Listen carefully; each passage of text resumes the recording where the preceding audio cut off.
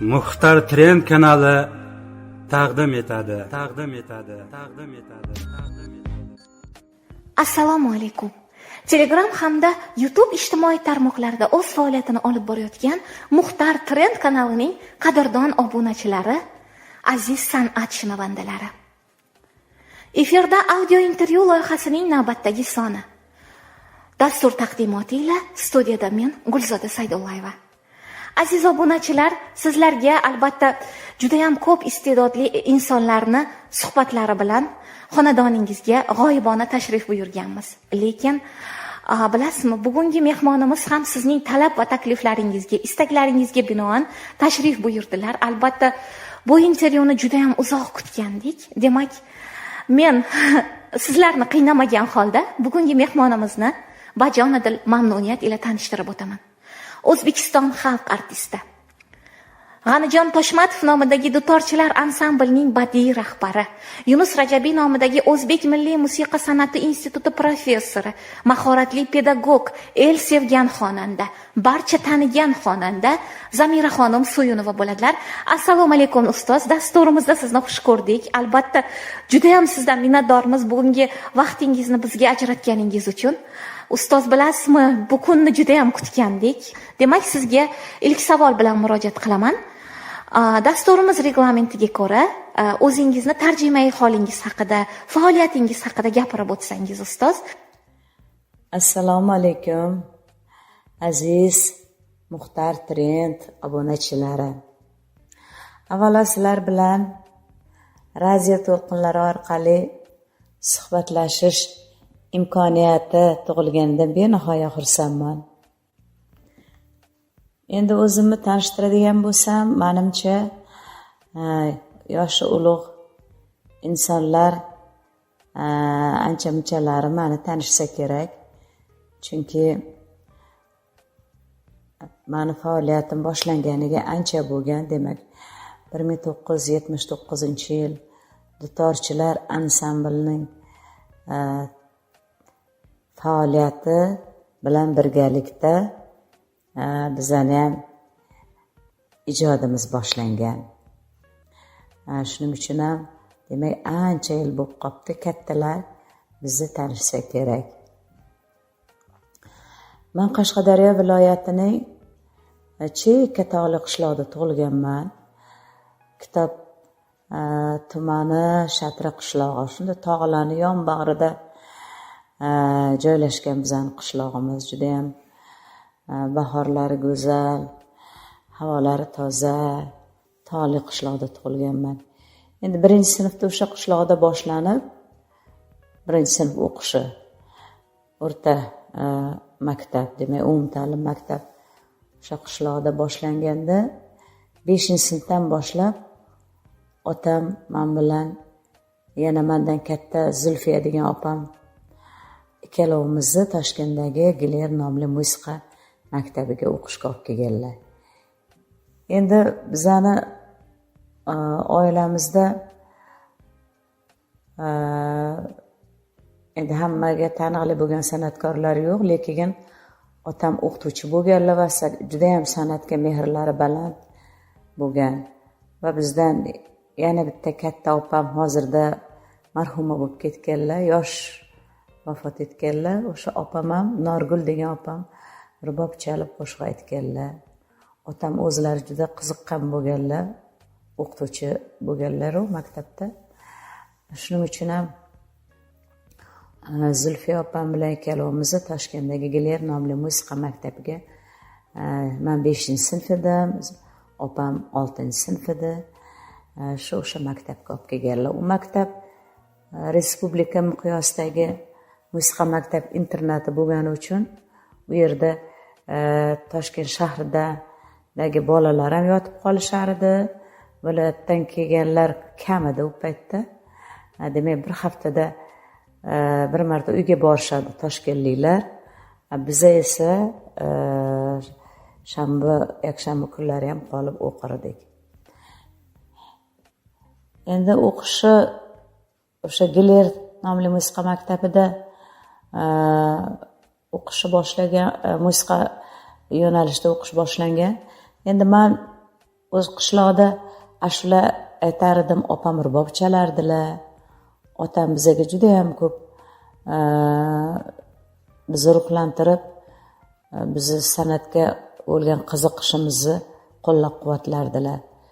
Shuning uchun ham xonanda bo'lardi, sozanda bo'ladi, musiqa maktabiga olib kelganlar. Lekin Giler nomli musiqa maktabida unda xonandalik yo'nalishi yo'q edi, akademik vokal ham yo'q edi u paytda. An'anaviy yo'nalish to'g'risida-ku umuman gapirmasa ham bo'ladi. Bu yerda biz maktabda musiqa sirlarini, musiqa savodimiz ochilganda endi u yerda musiqa nazariyasilarni o'rganganmiz. Mana g'ijjak sozini o'rganishga olishgan, opam violonchel o'rganganlar, fortepiano chalardik. Xullas, musiqa, boshlang'ich musiqa savodimiz shu Giler nomli musiqa maktabida boshlangan. Endi ulg'ayganimizdan keyin konservatoriyaga o'qishga kirganmiz. Bu paytlari ko'pchilik xonadonlarda, umuman bizni xalqimizda, nafaqat O'rta Osiyo xalqlarida san'atkor, xonanda, sozanda, aktrisa degan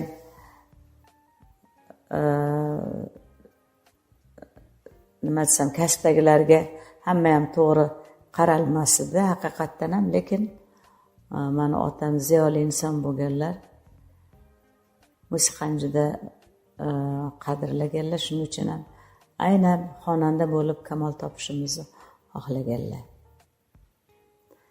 Qishloqda o'sha kichkinaligimizdan ashula aytganmizda, dugonalarimiz bilan bir sayllarda, o'sha Navro'z bayramlarida qirlarga chiqilardi. O'sha yerlarda o'zimizcha konsertlar qo'ygan bo'lib, o'yin kulgi qilardik. O'shanda qizlar ashula aytib ber deb so'rashardi qishloqdagi dugonalarimiz. Toshkentga o'qishga kelganimizdan keyin 1967-68 yillari. Bu yerda ham xonandalik yo'q edi. Lekin baribir dugonalarimiz, o'sha yerda o'qituvchilarimiz ashula aytishimni bilishardi. Opam rubob chalardilar, Zulfiya opam men ashula aytardim. O'sha paytda meni esimdan chiqib ketgan ekan, yaqinda bir dugonam bilan suhbatda o'sha aytib qoldi dugonam. Esingdami seni o'sha ustozimiz Kichkina Farog'at Rahmatovadirdilar deb esladi. Keyin esimga tushdi. Demak, o'sha paytda ashula aytib berganimizda Kichkina Farog'at Rahmatova deb menga nom ham qo'ygan ekan ustozimiz. O'sha paytda ashula aytib berardik-da. Shuning uchun ham shu biz ashula aytganimizni ko'rib, otam kelajakda o'zlari hurmat qilgan, qadrlagan katta san'atkorlarga o'xshab, mana Komona Ismoilova, Habiba Oxunova, Erta Davidova, Sodiq Qobulova, shularga o'xshab xonanda bo'lishimni xohlaganlar. Ota-onalarimning orzulari ushalib, xonanda bo'lib kamol topdik, san'atkor bo'ldik opam ikkalovimiz. Ayni damda opam Samarqand shahridagi san'at maktabida uzoq yillar yoshlarga saboq berdilar. Hozir nafaqadalar. Men esa mana konservatoriyada dars berdim. Hozir esa Yunus Rajabiy nomidagi O'zbek milliy musiqa san'ati instituti professoriman. Yoshlarga saboq beryapman va yana bundan tashqari shu o'zim aynan faoliyatim boshlangan G'anijon Toshmatov nomidagi dutorchilar ansamblida badiiy rahbarlik lavozimida ham hozir ishlayapman. Takliflarga binoan 1 yil avval O'zbekiston Davlat filarmoniyasi rahbariyati iltimos qilishdi, keling o'ziz yana shu torchilar ansamblini boshqaring deb, demak, hozir ham institutda dars beraman, hamda torchilar ansamblida badiiy rahbarman. Ansamblda 1979-yilda hali talabalik vaqtimizda ishlash boshlaganman. Demak, 79-yildan boshlangan bo'lsa ijodiy faoliyatim, 84-yildan musiqa rahbarlik vazifasini bajarib ham yakkaxon xonanda. Ustozimiz O'zbekiston xalq artisti G'anjam Toshmatov vafotlaridan keyin 95-yilda badiiy rahbar edim. Ansamblda 2002-yilda konservatoriyaga ishga taklif qilishdi. Shu bilan 2002-yildan O'zbekiston davlat konservatoriyasida O'zbekiston davlat konservatoriyasida ishlay boshladim. Hozirda men endi maqom institutida hamda yana torchilar ansamblida ishlayapman. Rahmat ustoz, savolimizga juda ham to'liq, batafsil javob berganingiz uchun juda ham xursandmiz ustoz. Ilohim doim omad yor bo'lsin, umringiz uzoq bo'lsin. Biz shogirdlarni baxtimizga har doim sog' salomat bo'lishingizda chin dildan tilakdoshmiz va sizdan bir ajoyib jonli ijro eshitsak-da, dasturimizni davom ettirsak. Ustoz, maqomlardan biror narsa ijro etib bering, chunki siz maqom yo'nalishida juda ham taniqlisiz. Yunus Rajabiy nomidagi O'zbek Milliy musiqa san'ati institutida maqom yo'nalishidan talabalarga saboq berasiz. Marhamat, sizdan ajoyib xonish eshitsak-da, yana dasturimizda davom etsak. Hozir ijro etib beradigan ashula bu Mo'g'ulcha dugoh. Demak, Mo'g'ulcha dugoh asaridan bir shingil. Endi aynan asosiy faoliyatim Yunus Rajabiy nomidagi O'zbek Milliy musiqa san'ati institutida talabalarga maqomlardan dars beramiz. Shuning uchun bir shingil Mo'g'ulcha dugohdan. Yor diyam hijron chekar uşaq zari do'stlar necha tortay hajr uchun yo'q menda yori do'stlar yor ishqin asrag'im pinhon deban sayetmangiz vahni navid ko'm yo'qishni oshkori do'stlar vahni navid ko'm yo'qishni oshkori do'stlar. Rahmat ustoz, ijroga katta rahmat. Ovozingizga aslo ko'z tegmasin. Mazza qildim. Albatta obunachilarimizga ham sizni har bir ijodingiz manzur bo'ladi. Ustoz, bilasizmi? Mana shu yoshingiz ulug' bo'lsa ham, mana shu ovozingizdagi shira hali ham o'zgarmagan. Noyob ovozingizni har doim biz uchun, shogirdlar uchun, muxlislar uchun qolaversa, Muxtar Trend kanalining san'atga shinavanda obunachilari uchun doimo ehtiyot qiling. Demak, keyingi savolga yuzlanaman ustoz. Ijodiy hamkorlaringiz kim? Qaysi shoirlar bilan hamkorlik qilasiz, ularni she'rlaridan foydalanasiz. Albatta biz bilamizki, siz mumtoz adabiyotimizdan ham foydalanasiz. Alisher Navoiy, Mirzo Bobur g'azallariga ham murojaat qilasiz, lekin hozirgi zamonaviy shoirlarimizdan qaysi birlari bilan ko'proq ijodiy hamkorlik qilasiz? Shu haqda ham gapirsangiz xursand bo'lardik, ustoz. Mani otam juda ziyoli inson bo'lganlarda, o'qituvchi bo'lganlarda. O'sha uchun biz hammamiz juda yoshligimizda ko'p kitob o'qiganmiz. Endi biz ustozimiz ham G'anjon Toshmatov juda bilimdon, zakovatli inson bo'lganlar. O'sha bizga o'rgatgan qo'shiqlari, ashulalar juda bir mag'zi baquvvat bo'lgan, bir teran mazmunga ega bo'lgan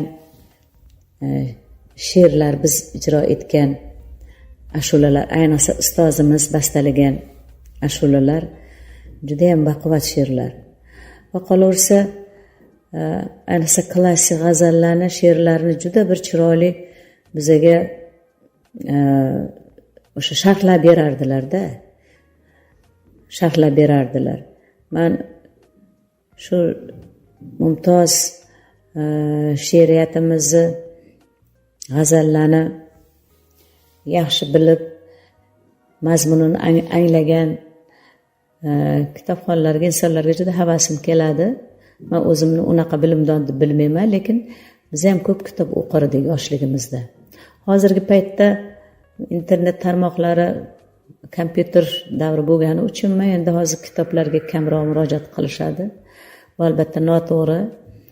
Asosiy ilm, bilim manbai mana kitob deb har kuni har qayerda suhbatlar ketadi.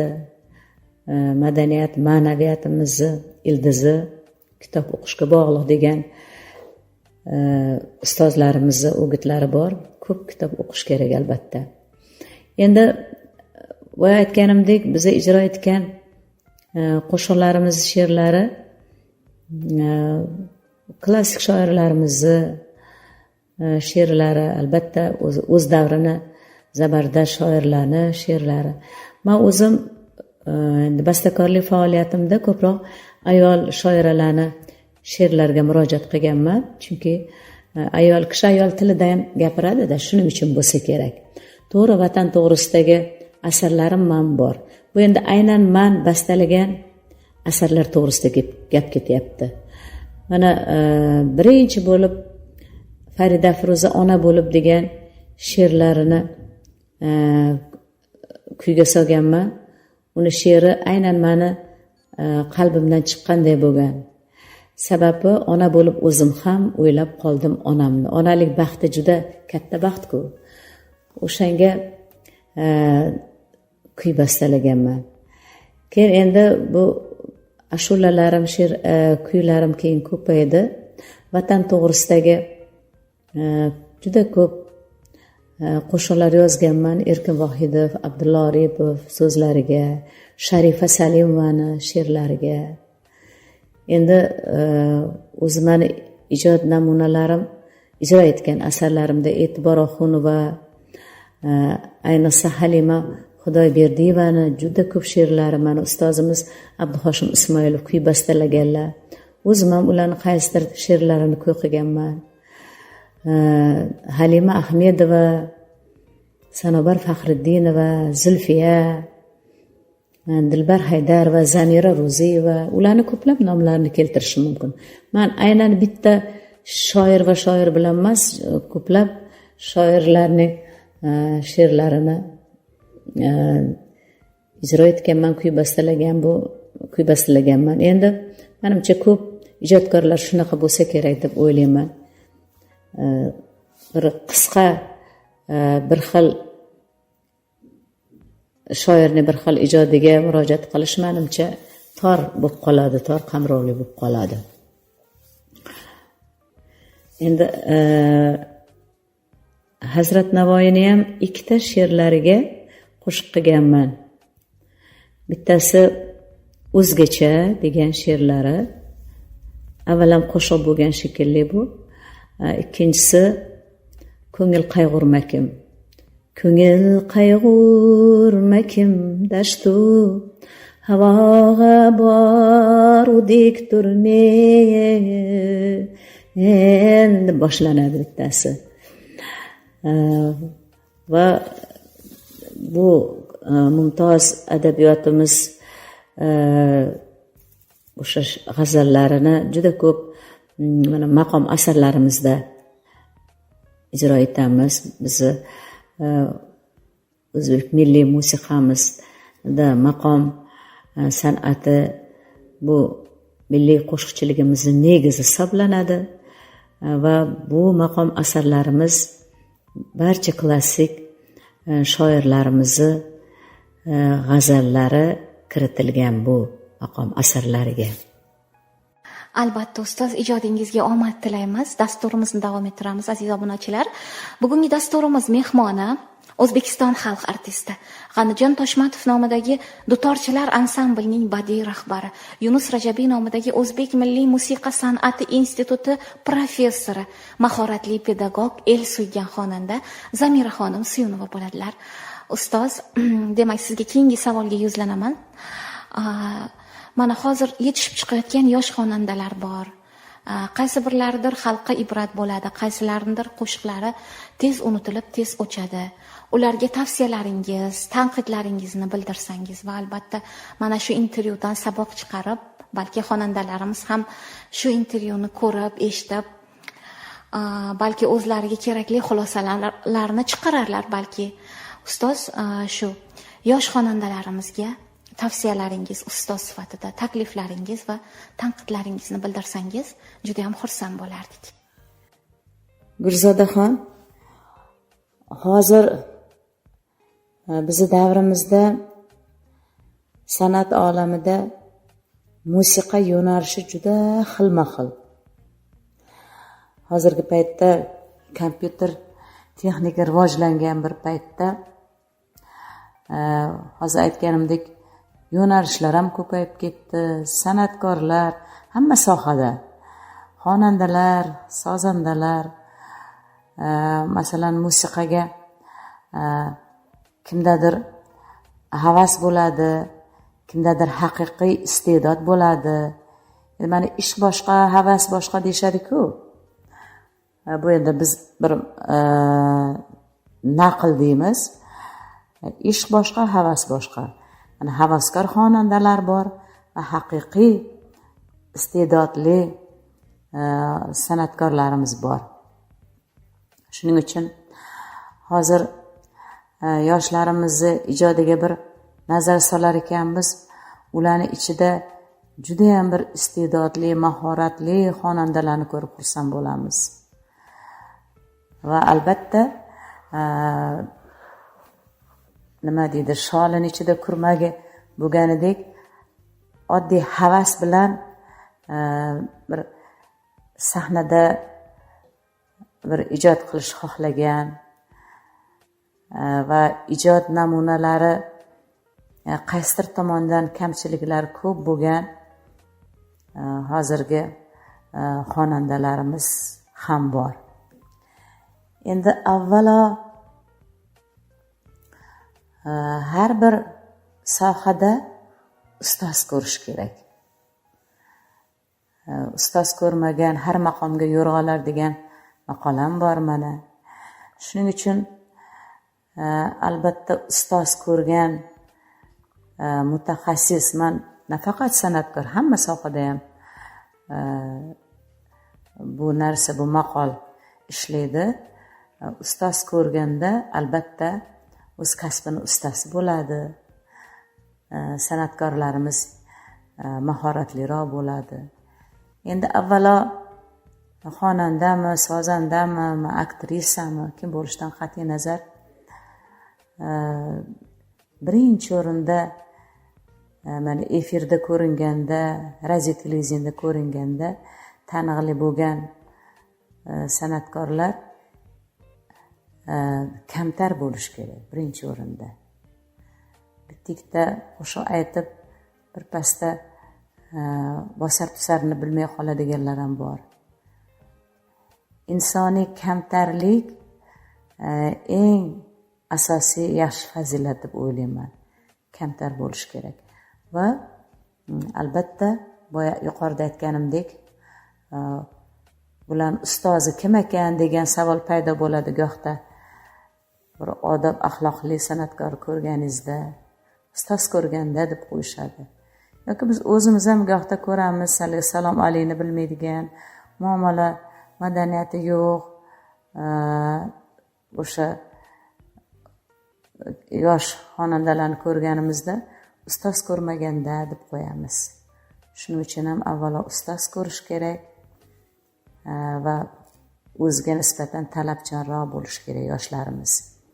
Endi avvalo men yutuqlarni ham ko'p gapirgim keladi yoshlarimizni. Endi bizni milliy musiqamizga baribir mehri baland bo'lsa, boshqa yo'nalishlarda ijod qilsa ham o'sha milliy musiqamizni ohangi ufurib turish kerak deb o'ylayman. Chunki bizning milliy qo'shiqlarimiz juda ham go'zal, rang-barang. O'zi nima desam bo'ladi, serjilo deymiz. Shuning uchun ham boshqa masalan milliy estrada yo'nalishida ijod qilsa ham yoki bir jahon xalqlari musiqasi yo'nalishida ijod qilayotganlar ham ko'p-ku. Hozirgi zamonaviy nima deydi, bir xil asarlarni qayta ishlashadi, cover deb nomlashadi-yu. Yoki o'zbek xalq qo'shiqlarini hozirgi zamon yoshlarga moslab turib, yangicha musiqa bezaklari bilan, mana yangicha aranjirovka deymizmi, yangicha uslub bilan ijro qilishadi. Bir xil yoshlarimiz ichida munosiblari ham bo'ladi, haqiqatdan ham o'xshagani bo'ladi. Lekin aslida mahorati kam bo'lib, o'xshamay qolganlari bo'ladi. Endi ularni ko'pini so'ziga ahamiyat berish kerak-da. Uni so'zi tinglovchilarni g'ashi kelmaydigan holatda mazmunda bo'lishi lozim. Uni albatta kattalar bilan, ustozlar bilan maslahatlashish kerak. Mana shunaqa aytsam bo'ladimi deb. O'shanda o'z muxlislarini topadi. O'sha qo'shiqlar qaysi yo'nalishda bo'lmasin va uni umri uzun bo'ladi o'sha qo'shiqlarni. Chunki bizni milliy musiqa san'atimiz olamida, yo'nalishida ijod qilayotganlar bilishadi. Mana mumtoz asarlarimiz tildan tilga, avloddan avlodga o'tib kelyapti. Demak, yoshlarimiz avvalo milliy musiqamizni o'rganishi kerak. Ana undan keyin boshqa yo'nalishlarda ham ijod qilsa yaxshi bo'ladi. Lekin hozirda iqtidorli, mahoratli xonandalarimiz juda ham ko'p. Yoshlarimiz ichida ham, mana bizni institutimizda tahsil olayotgan yoshlarning ichida ham juda bizni ularni ovozlaridan, ularni ijodidan xursand bo'lamiz. Va qolaversa, hozirgi davrda katta-katta pog'onalarga, yutuqlarga erishgan yoshlarimiz mana ko'rik tanlovlarda ularni kashf qilyapmiz. Ularga rag'batlar bo'layapti. Har xil ko'rik tanlovlar bor-ku, har xil loyihalar. Va ularga o'sha rag'bat ularga kuch bo'layapti, quvvat bo'layapti.